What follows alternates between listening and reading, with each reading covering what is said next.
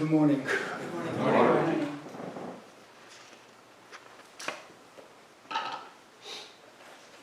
I continue to talk on this text, opening the hand of thought. Today I am going to talk about one paragraph on page 132, if you have this book. Let me read this paragraph. In Pure Land and some older schools of Buddhism, we hear about paradise and hell, and in Christianity, heaven and hell. In our day-to-day lives, we hear about happiness and unhappiness, or fortunate circumstances and unfortunate ones. We assume it to be perfectly natural that heaven, happiness, and fortunate circumstances are good, and the hell, unhappiness, and unfortunate circumstances are bad.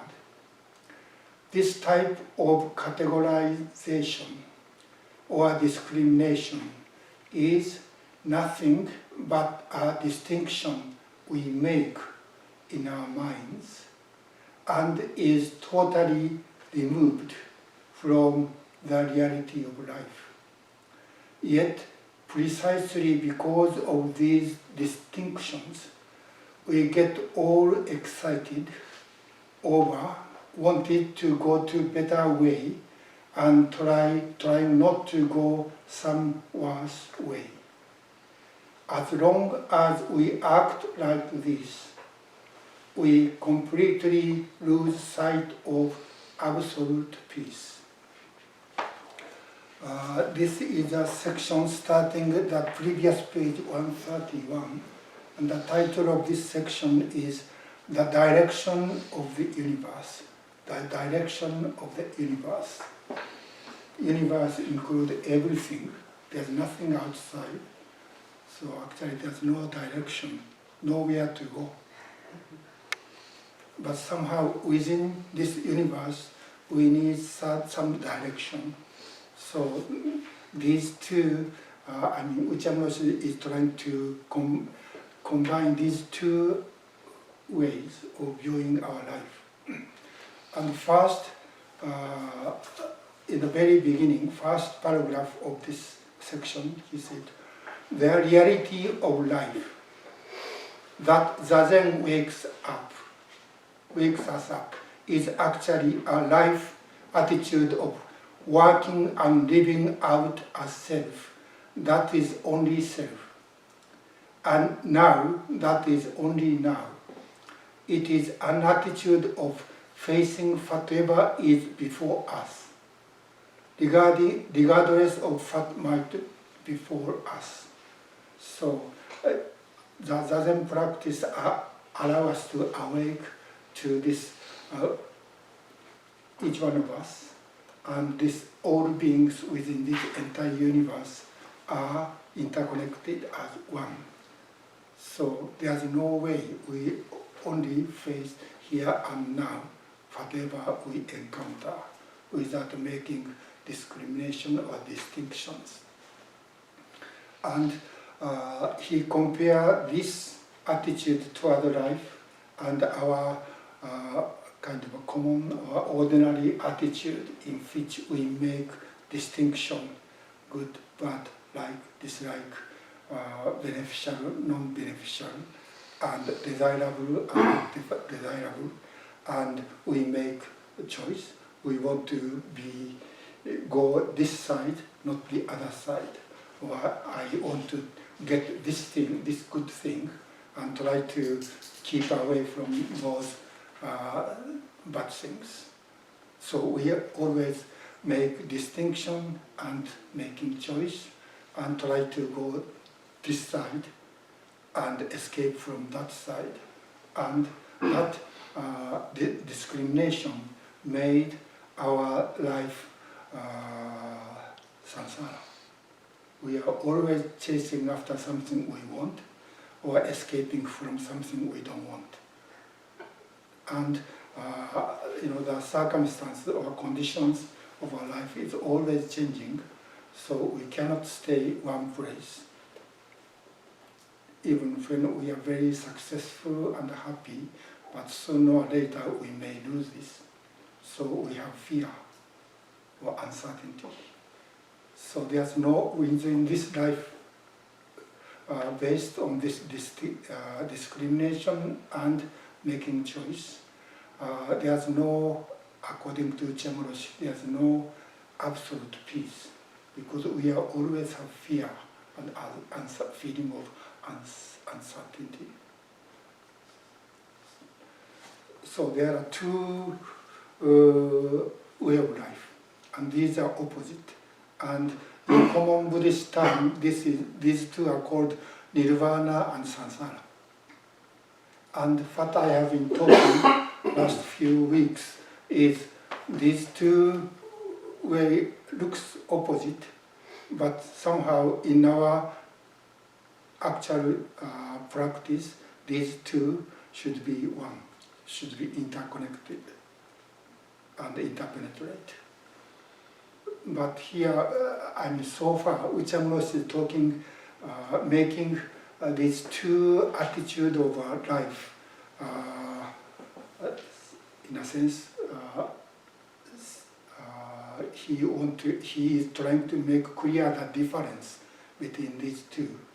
But I have, and as a conclusion, Uchiyama said later, he said these two should be one.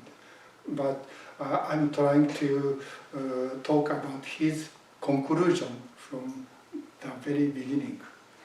So,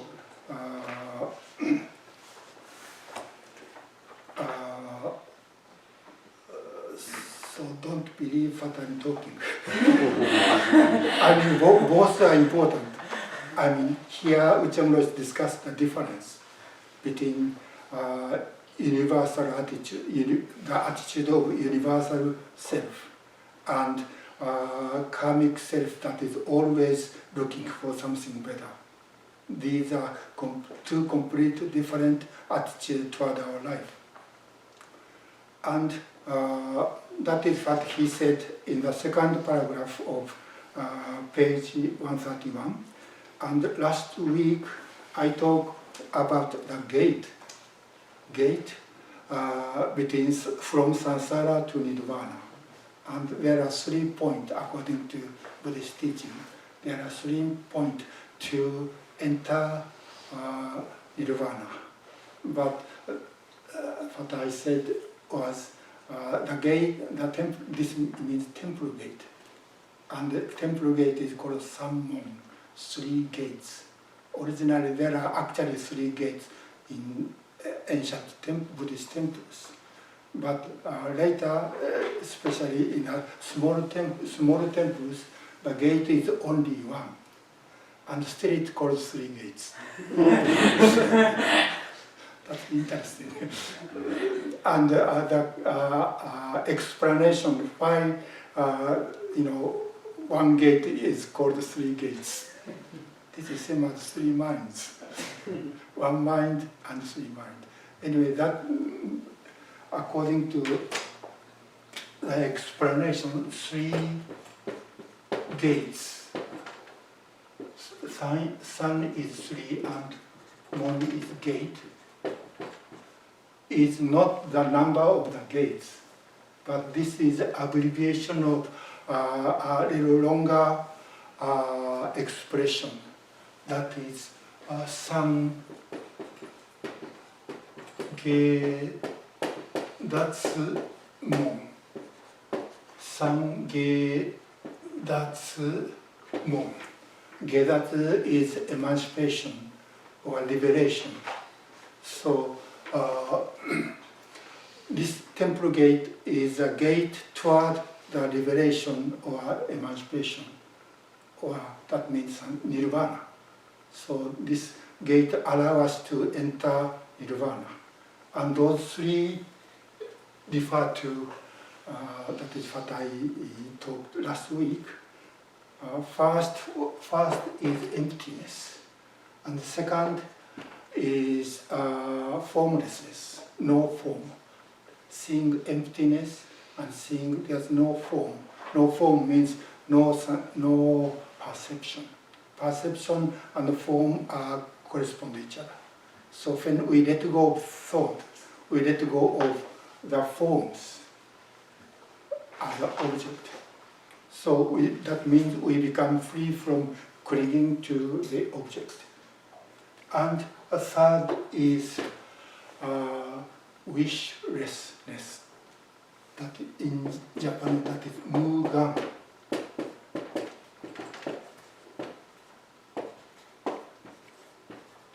Mu is no, and gan is wish. Or same gan in sei gan, that is vow.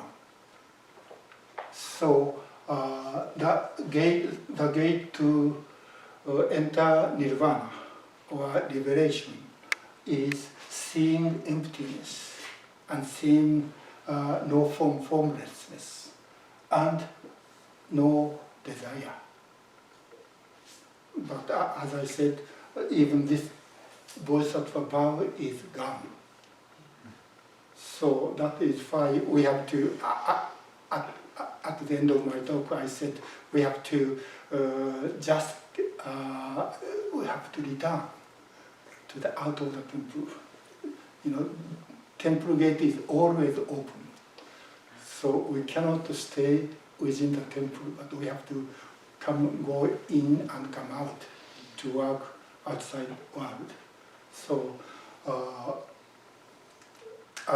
last week I also said, samsara and nirvana are not two separate places, but these two should be one, or we should freely go from between samsara and nirvana and samsara.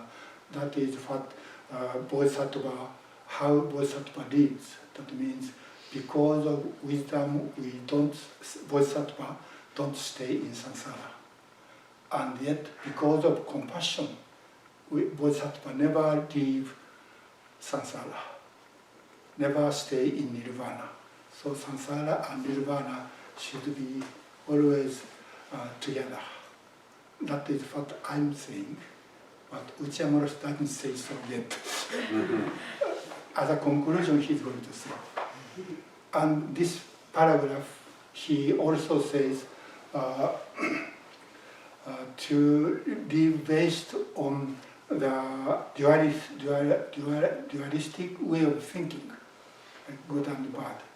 Even in the religion, both Buddhist and Christianity can be samsara.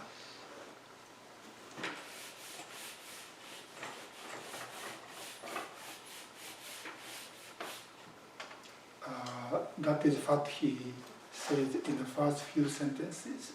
Let me read this again. In Pure Land and some older schools of Buddhism, we hear about paradise and hell, and in Christianity, heaven and hell. In our day-to-day lives, we hear about happiness and unhappiness, or fortunate circumstances and unfortunate circumstances. We assume it to be perfectly natural that heaven, happiness, and fortunate circumstances are good, and the hell, happiness, unhappiness, and unfortunate circumstances are bad. So even about the religion, such as Buddhism or Christianity, we kind of make separation, two sides. Here it said, in Buddhism, paradise and hell, or heaven and hell. Then even within our religious life, we have to make choice, this way or that way. Then if we think religious life in that way, what Uchiyama wants to say is we cannot find absolute peace. So so he kind of, how can I say, not only within the mundane worldly life, but even our religious life can cause samsara. So what Uchiyama Roshi is discussing here is very clear and that doesn't add anything. About, he just mentioned even in religious life. But when I read this section, I had a kind of a question. This is a question about how to make translation and making books. That is, in the first sentence, it said, in Pure Land, this refers to Pure Land Buddhism, and some older schools of Buddhism, we hear about paradise and hell, and in Christianity, heaven and hell. This is a strange, to me, strange thing. And this is not,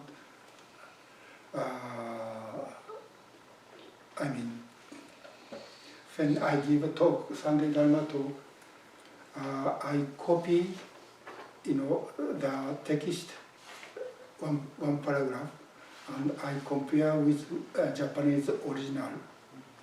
And if there is some questions, I try to also see the older version of this book. And I found that in Japanese translation, Japanese original, Uchiyama Roshi's original, and in the older version of Opening the Hand of Thought before this, it doesn't say in Pure Land and some older schools of Buddhism. Uchiyama Roshi only said in Buddhism.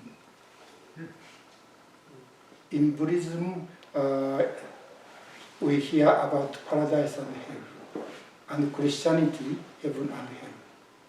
So he doesn't say Pure Land or older schools of Buddhism. This new version was revised by Jisho Wana. And when she was working on this new version, I was in the process of moving from California to Bloomington, so I did nothing. I was not outside, or I was not involved in this revision. And I understand why Jisho added these things, Pure Land and older schools of Buddhism. Because logically speaking, Uchiyama Roshi is talking about Buddhism, and Uchiyama Roshi doesn't agree with this idea of paradise and hell. So I think Jisho wanted to make it clear who says this. And she thinks Pure Land Buddhism, and also there are some older schools of Buddhism. So not all Buddhist teaching is not such a thing. But this addition makes more confusion.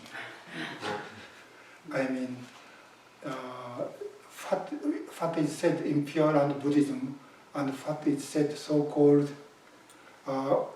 older schools of Buddhism. Actually, these older schools of Buddhism refer to Buddhism before Mahayana.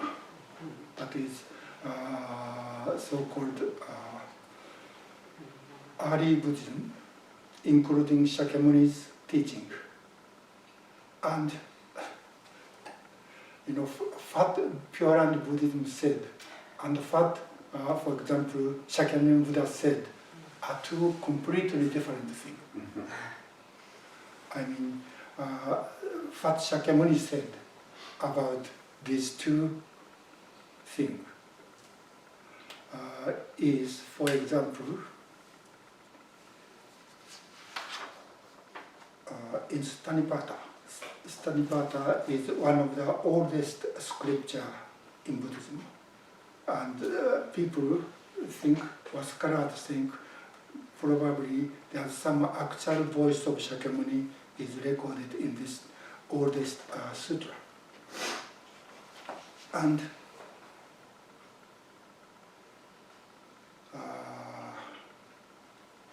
in here,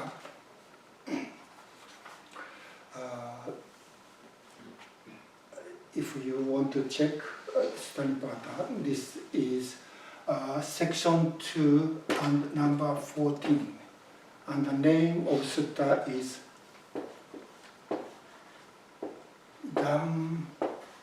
Dhammika Sutta. Dhammika is the name of the person who gave a question. And Dhammika's question to Shakyamuni is, I ask you, acting in what manner does a disciple who goes from home to a homeless life, this means monks, some of Buddha's disciples become Buddhist monks, that is called home leavers. And he said, or one who is still a good lay devotee, act well. So his question, I'm not sure he or she. The question is how monks and lay people, lay Buddhists, practice well. And first Buddha talked about the monks' practice. And monks give up all the possessions except robes and bowl. So monks don't have any attachment toward anything. And as a conclusion of Buddha's sayings about the monk's life or monk's practice, Buddha said, therefore in being detached from these things, the monk must be as a drop of water on a lotus leaf. Do you understand? The drop of water on the Lotus Sutra, because lotus leaf doesn't suck the water, so water doesn't stay anywhere on the lotus leaf. It's rolled down and get out. So this is how monks live and practice. But about lay people's practice, Buddha said lay people try to take 5 precepts, those 5, and sometimes, some occasions, lay people can stay in the monastery with monks. And in that occasion, lay people to practice with monks in a monastery, they have to take 8 precepts. 8 precepts means 5 precepts they usually keep, plus 3. That is first 5 are one should not destroy life, not killing, should not take that which is not given, not stealing, and should not tell lies, not false speech, and should not be a drinker, don't drink alcohol or intoxicant, and should refrain from all unchastity. These are first 5. And 6 is should not eat untimely food at night.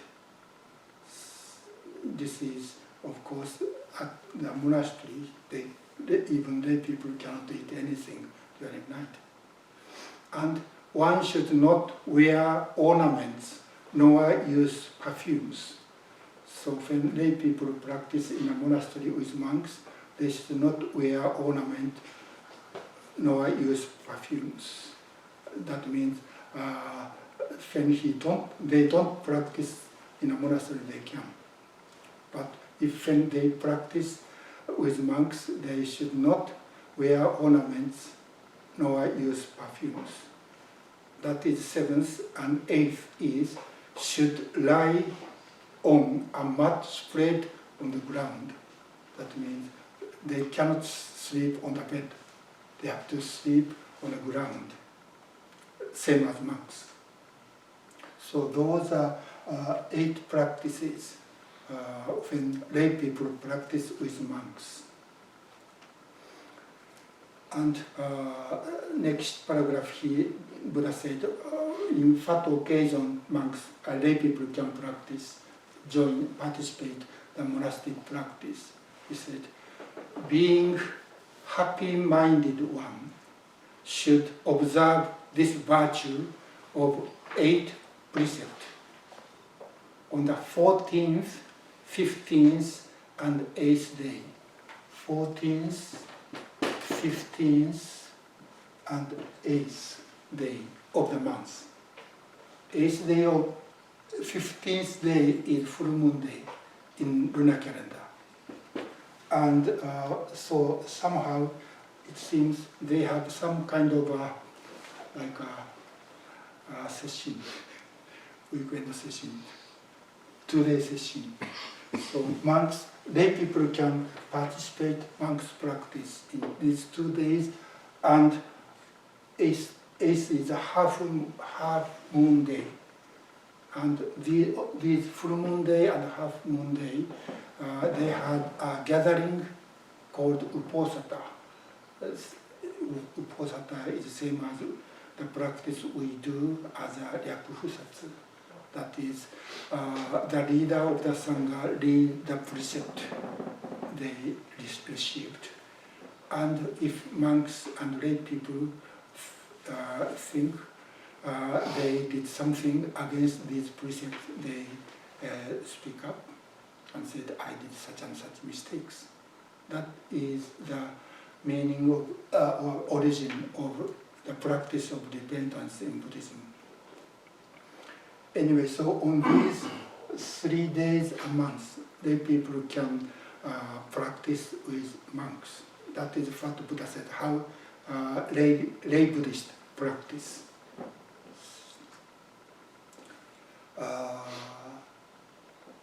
And it said, then on the following morning, the wise one who has observed 8 precepts should happily provide the community of monks with food and drink in a suitable manner.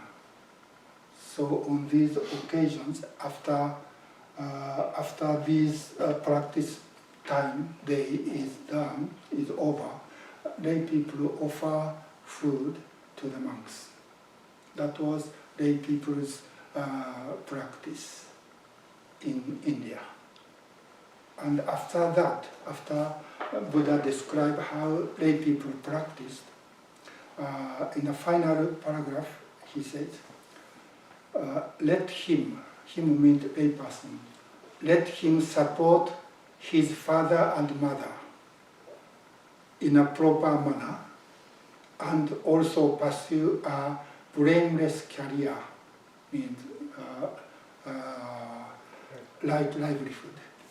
So that is basic point of lay Buddhist. Then the householder observing these duties with diligence is reborn, in this translation it said, is reborn in the sphere of self-luminant beings. And another translation says, a heedful lay person observing this practice reaches the devas. Devas means heavenly beings, called self-luminous.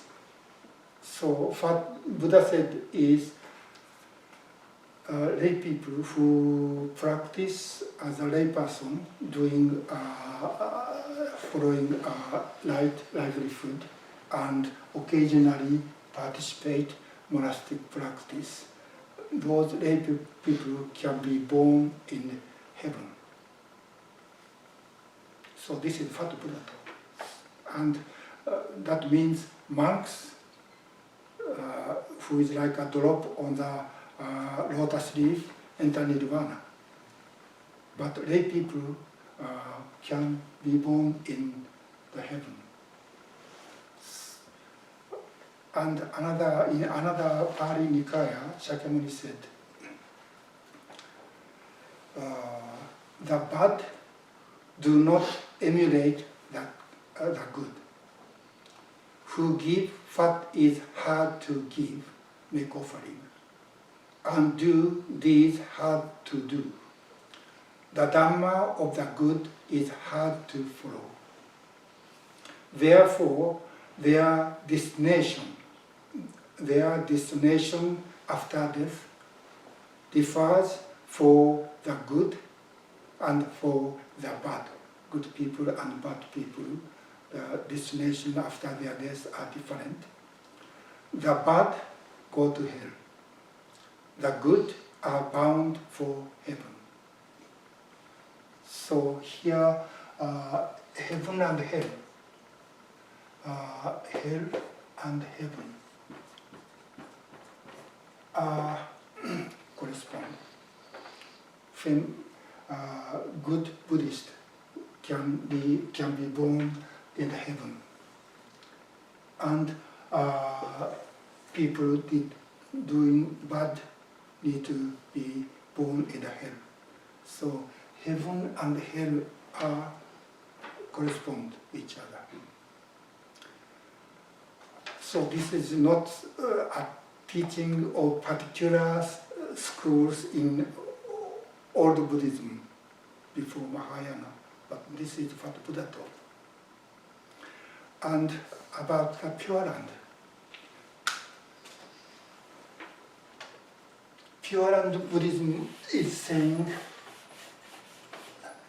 is completely different from this teaching of the Buddha. So we should not confuse Pure Land Buddhism and older schools of Buddhism saying the same thing. That is, Uchiyama, in this translation it says paradise and hell. Paradise and hell are kind of corresponding, and this is really not what Pure Land Buddhism teaching.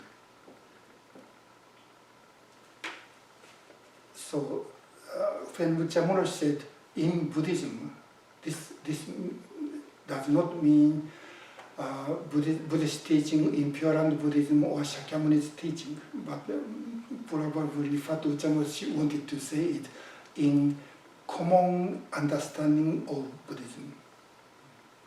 Not certain teachers or certain schools teaching. It's very kind of a rough understanding. And that is very common in Japanese Buddhism, when, especially in the Tokugawa period. 100% of Japanese people are Buddhist.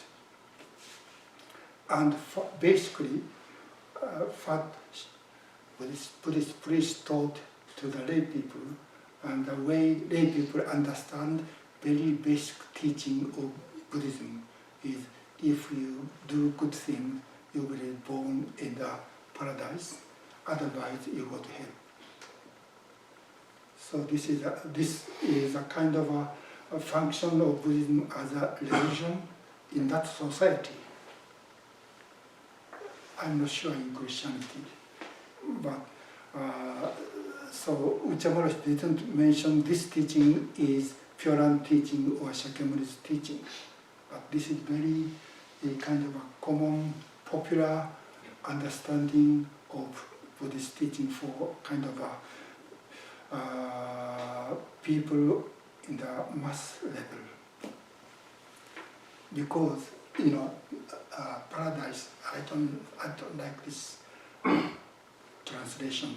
The original word Uchiyama used, and it is used in Pure Land Buddhism, is Gokuraku.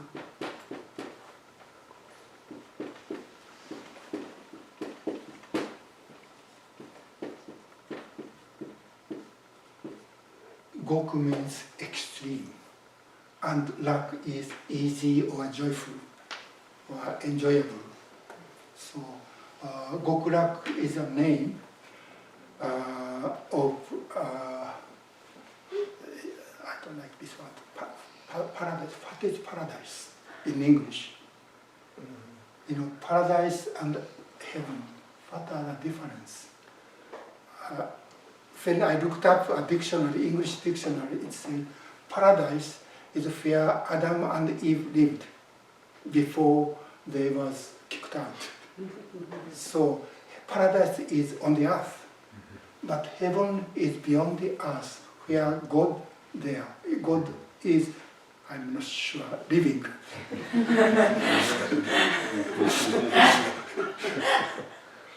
That is God realm. And paradise is on the earth and relatively better than other places. Adam and Eve could live without working or worrying about anything. Do you have any question? I was just going to say that I think of paradise as providing earthly delights, like fruit. And that's why I don't like this word paradise as a translation of Pure Land or Gokuraku. So if that is correct, if paradise is on the earth and relatively easy place to live, everything we need are provided and we don't need to worry, that is not Pure Land. Pure Land is more like heaven. I mean, Gokuraku in Sanskrit, original is Sukha. Okay. Sukha is the opposition of dukkha. Dukkha is suffering, and Sukha is, what is the opposition of suffering? I don't know. Ease. Cessation of suffering. That is the best way. So, Sukha and Dukkha are corresponding. And Gokuraku in Pure Land Buddhism is Sukkhavati, the land of Sukha, land of cessation of suffering. And Dukkha is Samsara. And, in Buddhist kind of cosmology, heaven is part of Samsara. Heaven is part of dukkha. There are 6 realms of Samsara from heaven and hell. Hell and realm of hungry ghosts, animals, Ashura, human beings, and heavenly beings. Those are 6 realms of Samsara, and their lives is dukkha. So Sukha is not the heaven. Sukha is beyond dukkha, beyond those 6 realms. So Sukha is nirvana. It is said in this case, in the Pure Land Buddhism, Gokuraku or Sukkhavati was established or created by Amitabha Buddha. And when Amitabha Buddha, when he was a bodhisattva, made 48 vows And after he fulfilled all those 48 vows, he became Buddha, and he established this Buddha land called Sukhavati. So this Sukhavati is Buddha land. It's not a heaven or paradise. So what is the best word, best English word to refer to this one? Maybe no such thing. Utopia? Pardon? It would be like utopia? Utopia. Utopia? Utopia is beyond us. Not necessarily. Utopia sounds like a dreamland. So we need to understand this Gokuraku or Sukhavati or Amitabha's Pure Land is not corresponding with hell. Corresponding with hell is heaven. Heaven and hell. So if we do good things, Buddha, as Shakyamuni said, we can be born in the heaven. Otherwise, we need to go to hell. But Sukhavati or Gokuraku has nothing to do with this, where we can be born or not. To me, this is really important point to understand what Gokuraku in or Sukhavati or Pure Land in Pure Land Buddhism. And in somewhere before in this book, Uchiyama said Pure Land Buddhist teaching and Dogen's teaching are the same thing. So he doesn't, in this paragraph, Uchiyama doesn't refer to Pure Land Buddhist teaching, but he is talking about a very kind of a low level, common, popular understanding of Buddhist teaching in the society. If we understand religion in that low level, even religious teaching is a teaching of the samsara. So I think to add Pure Land and some older schools of Buddhism in this translation, I think is not a right thing.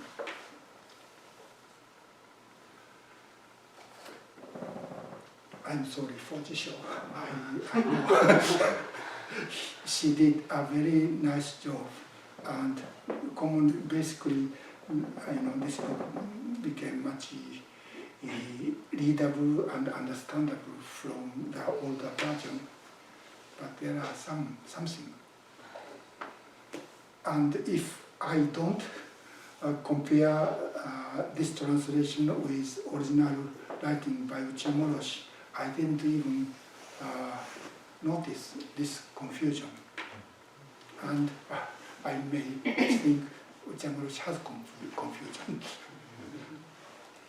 So it's really difficult to understand what, in this case, Uchiyama Ró really wanted to say only by reading translation. Uchiyama Ró was alive until 20 years ago, but Shakyamuni died 20 century years ago. So within these 2,000 years, there are so many layers of confusion happened in the process of translation and interpretation. So we must be really careful.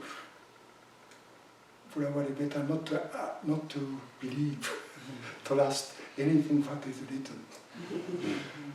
Then what can we trust? That is a question. And I think basically what Dogen said, or at least Uchiyama Ró said, our true teacher is our practice of Zazen. So when we read this kind of text, we have to this is what Shohaku said when he had some kind of discussion he said, I'll ask my zazen. Another thing about Pure Land Buddhism, even when we try to understand, Pure Land and Hell doesn't really correspond to each other. It cannot be pure, cannot be pairs. But still we think good Buddhists can be born in the Pure Land, and if we are bad, we need to go to hell or other realms within samsara. But when we read one Pure Land Buddhist text, we may have more confusion.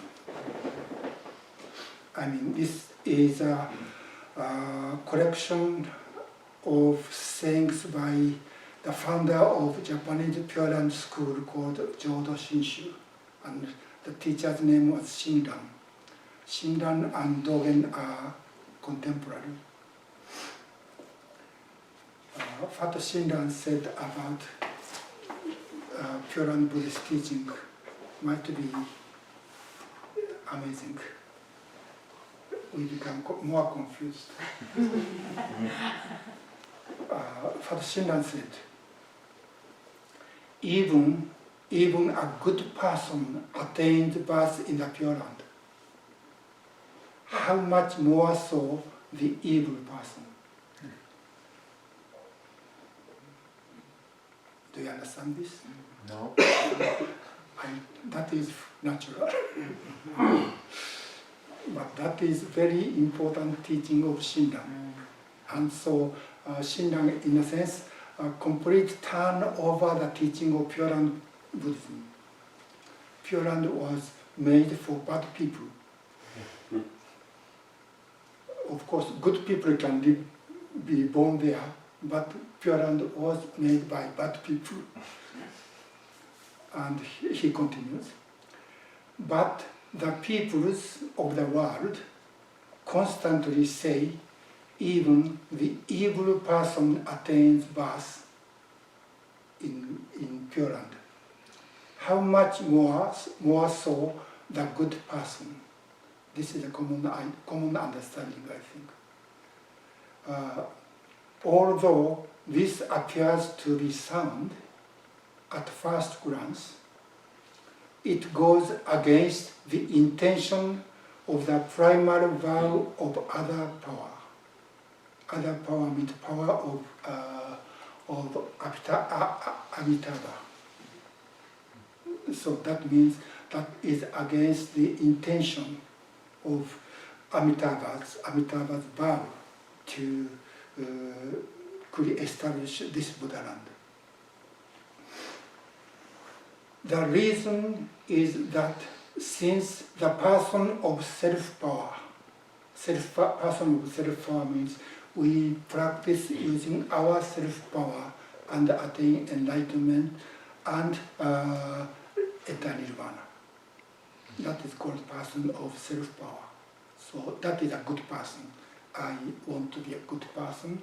I make effort to practice, and I will reach nirvana by my self-effort, self-power effort.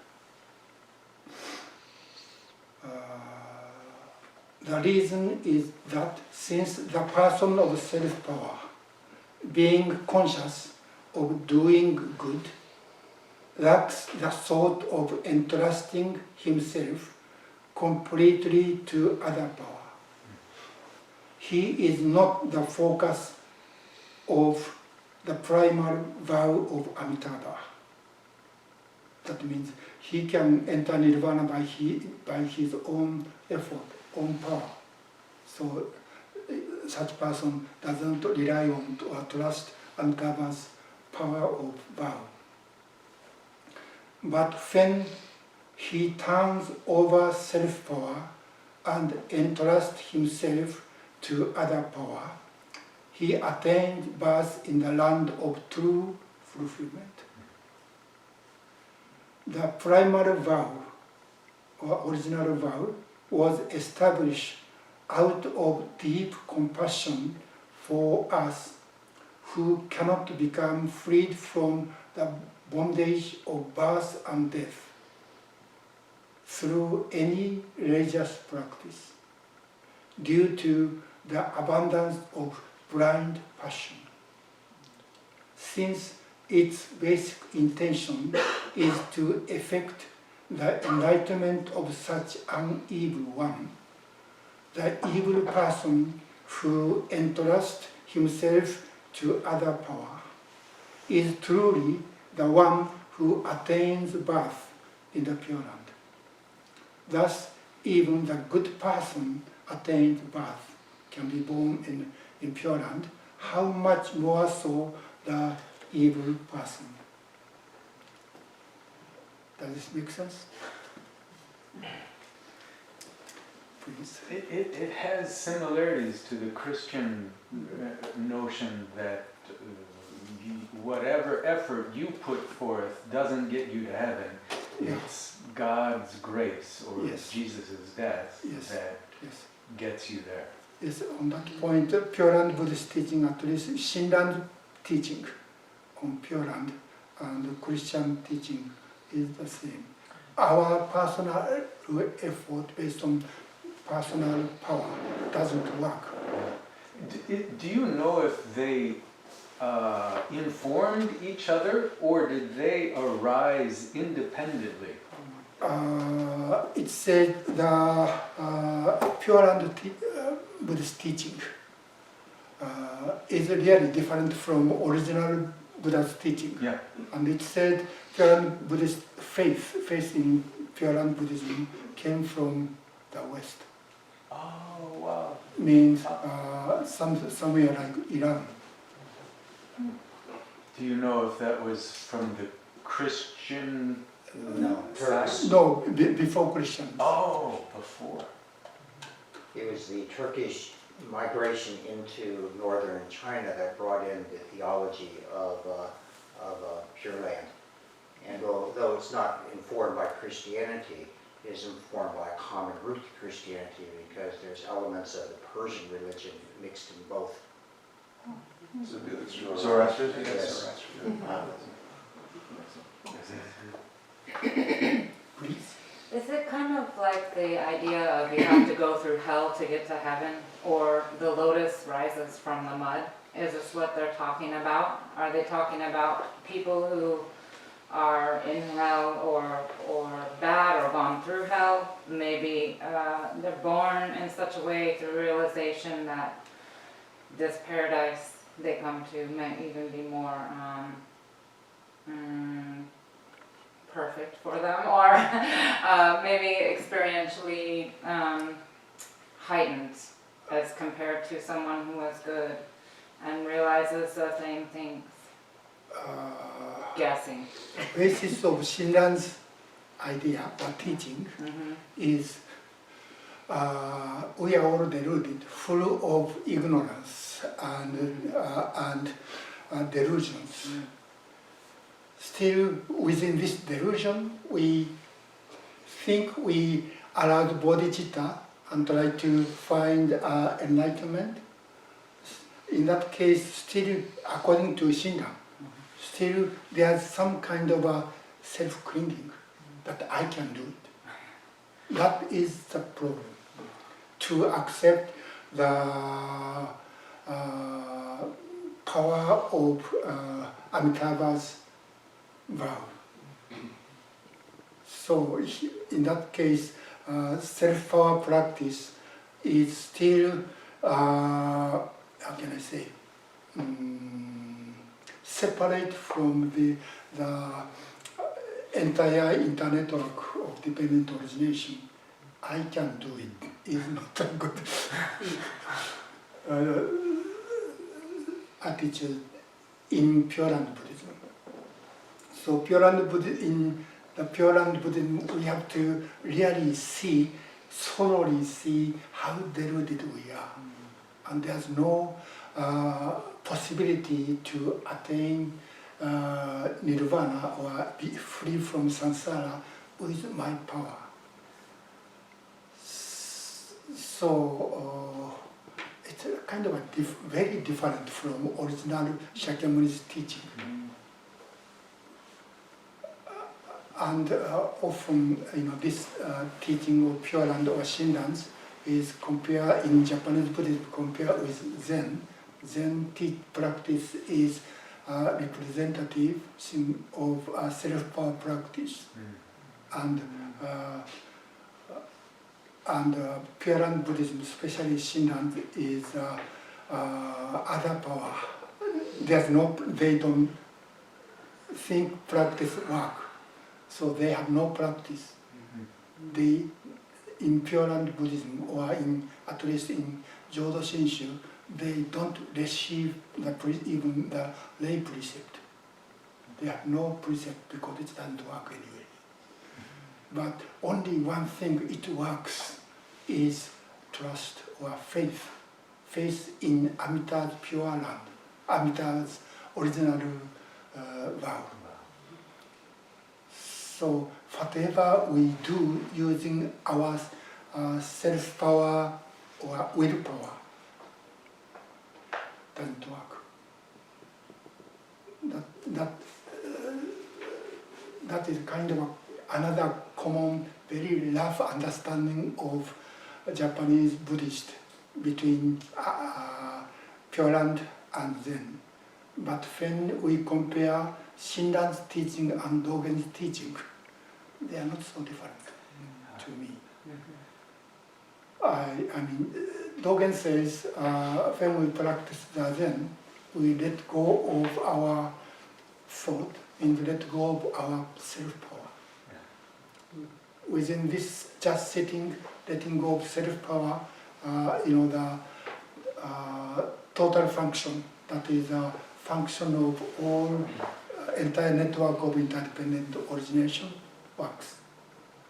So Dogen said, when we practice forgetting self and others.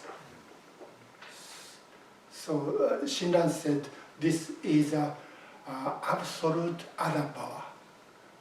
This absolute means this other power is beyond dichotomy of self-power and other power. And in Dogen's, we go beyond by letting go of thought, and so our sitting is not done by this person, Shohaku, as a self-power. But he said in Genjo Koan, what he said, conveying the self toward all beings and carry out conveying, take self, convey ourselves toward all beings and carry out practice realization is delusion. But all beings come to the self and allow the self to practice is realization. So basically what Shinran taught and what Dogen taught about Zazen and Nenbutsu are the same thing. So, this kind of a common, very rough understanding of Buddhist teaching about heaven and hell, or Pure Land Buddhism and Zen, or self-power and other power, is not so, not so reliable. So somehow we have to study, if we are Pure Land Buddhists, we have to study much deeper than, whether we want to be born in the heaven or hell. Of course we want to be born in the heaven. Or in order to attain enlightenment or reach nirvana, we have to practice this and that. It's kind of really rough, very rough understanding of any Buddhist teaching. So we have to be very careful and precise. That is what I have to say today. Please. I would like to ask a question about practice that may be related to this topic that we've been discussing.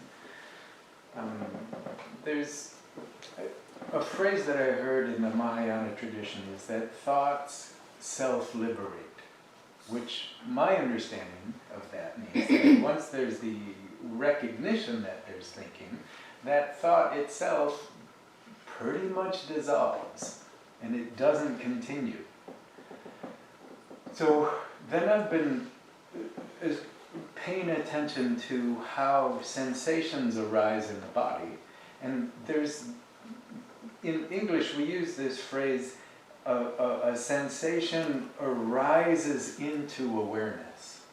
As if awareness were someplace else, and then a sensation comes from somewhere else, and then suddenly it's in the field of awareness, and now there's awareness of that sensation. What is becoming more interesting to me is the notion that the sensation, this is where my English starts to fall apart. The sensation becomes aware of itself. It's not Greg who becomes aware of it. And through that process, the distinction between the sensation and consciousness begins to become very awkward to talk about. And I'm not sure that there is a difference. That's my statement. I would love to hear if you've got a comment about that. Well, as far as we are using thinking and talking, using words Yeah. and concept, Yeah. it's not, we cannot avoid to that dichotomy. Mm. You know, Mm. there is a universe. Within this universe, somehow human beings appeared. It seems like there is a space called the universe, like a stage in the theater, and one person appeared and do certain play certain roles. So we think the same thing happened in our zazen sensation, Yeah, or right, something right. appeared in Yeah. the stage Yeah. and do play something. Yeah, yeah. But actually we are part of the universe. Uh-huh.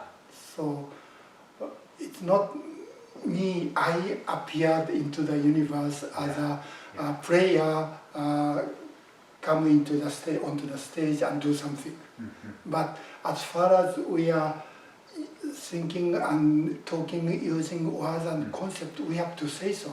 Mm. On this stage, someone appeared and did something, and this person did, and that person did was conflict, so they started to fight or do some kind of a story.